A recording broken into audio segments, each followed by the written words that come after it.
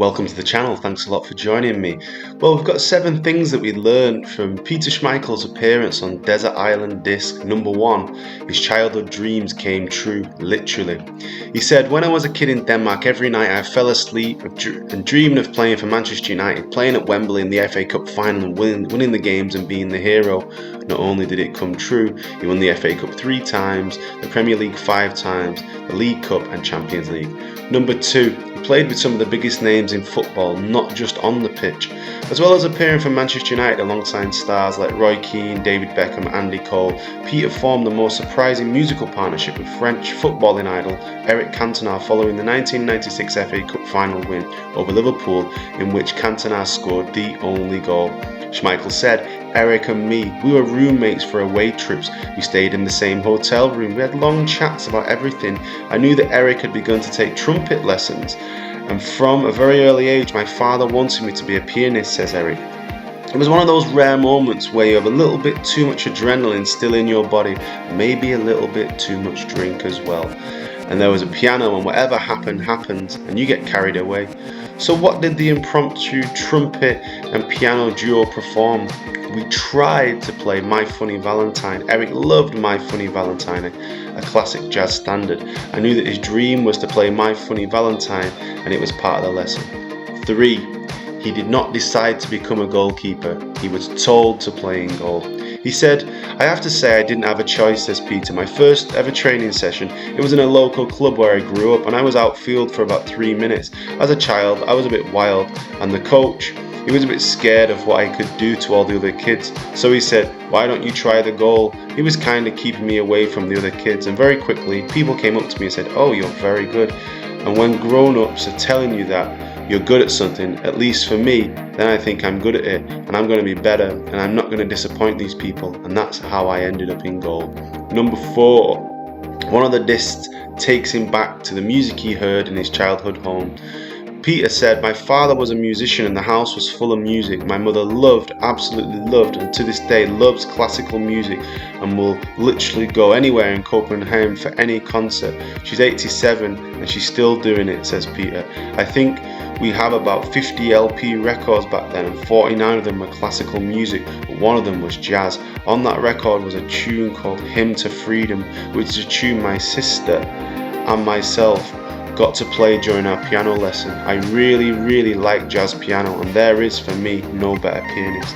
This track is Hymn to Freedom, and the album is Classic Night Train, and the pianist is Oscar Peterson." Number 5, Peter's parents met in a truly remarkable way. The story starts in late 1950s on a cruise ship travelling from Canada to Poland via Copenhagen.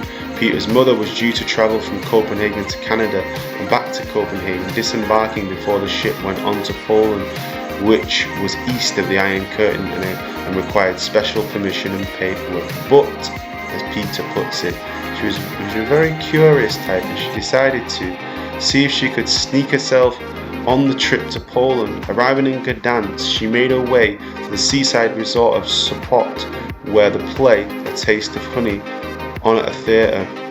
Peter picks up the story, and it was a massive sensation. We're in the Cold War here, a Western play in an Eastern Bloc country, and it was impossible to get a ticket. And she really wanted to see that play while she was there. She spotted this guy, he had 2 tickets in his hands. She asked if she could have one of them. It was my father, and she persuaded him to part with one of those tickets. They fell in love, and they got married in Poland. Number 6, one of the greatest moments of his career brings bittersweet memories. "That's one of the highlights of my life, never mind my career," said Peter of Denmark's surprise victory in the 1992 European Championships held in Sweden.